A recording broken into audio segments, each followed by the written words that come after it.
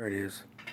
Okay, today we're going to be doing valve cover gaskets and a small hose replacement underneath the passenger side motor mount on this 1995 Honda Passport 3.2 liter V6. So this is going to be a do-it-yourself technical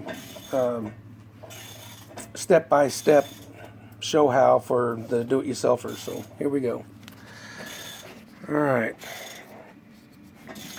we first start by disconnecting the air box. I already pulled this hose off and released the clamps over here, and I've already loosened the Phillips head clamp there, and we'll remove this out of here. Okay, the next step is going to be this wiring harness. I've already pulled it from this bracket, which is this little clip right here. You pull it out and lift it off of the bracket, up and off the bracket. I took the 10mm bolt out of here already for the spark plug wires, and then we will pull the spark plug wires off. Notice that we've got these tie wrapped in the position of the firing order, so we don't have to worry about doing the firing order over when we get done. So we'll remove the spark plug wires from the valve cover by getting a good hold of this portion of it and pulling out on it. Sometimes you need to twist them in order to get the seal to break. And this one's going to be a real booger. Lord, that one's bad. Gonna have to put this down for a minute. Let's see if I can get you.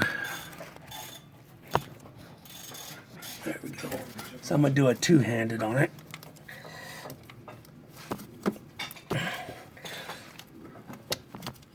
Good Lord, that sucker is in there. Man.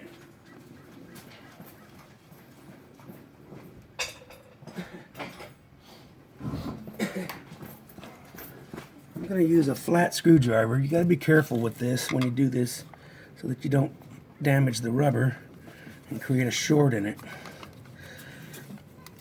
There we go. Got it to break the seal. No, we didn't quite. That sucker is really in there. It must be baked on. I sure hope I don't have to replace these wires.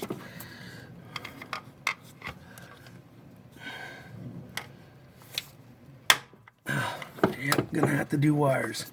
This sucker is on there. Good Lord. Well, that's the pig we didn't want to have happen. But that's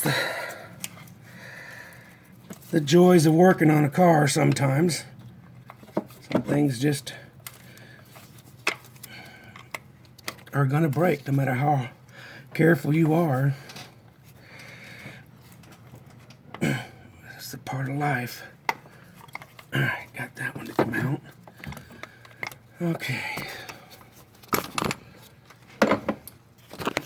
Alright, so I ended up pulling this one completely out. There is the possibility that I might be able to repair it, but more than likely I'm going to have to end up getting a wire set.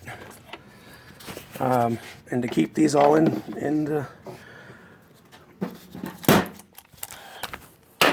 keeping these all in order, I will now remove this bracket for the wires.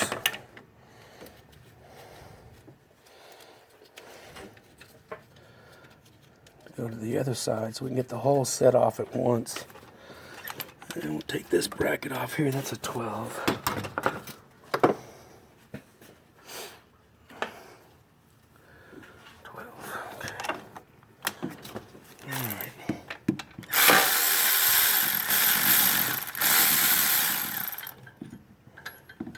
It's a long rope there on that one, isn't it? Very long for this bracket. Okay. Alright, now we got all those loose. Well, now we just need to keep our bolts in order and get to these spark plug wires. This time I'm going to go ahead and pause the camera because you've seen how I got the other side off. I'm going to go ahead and pull these off. Be back. Alright, I'm still working on the spark plug wires, but my nephew is on the hose underneath, and we're going to get some video of that real quick. It's in a real bad position. I had to remove the front right tire, passenger side, and up under here, back, let's see, is that it or not? That's not it. It's over here. In the front of the motor mount, behind the alternator, is a small hose that's pretty similar to a heater hose.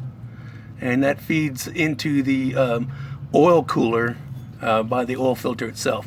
So that's with the clamp right there, you can see, is what he's got to get off.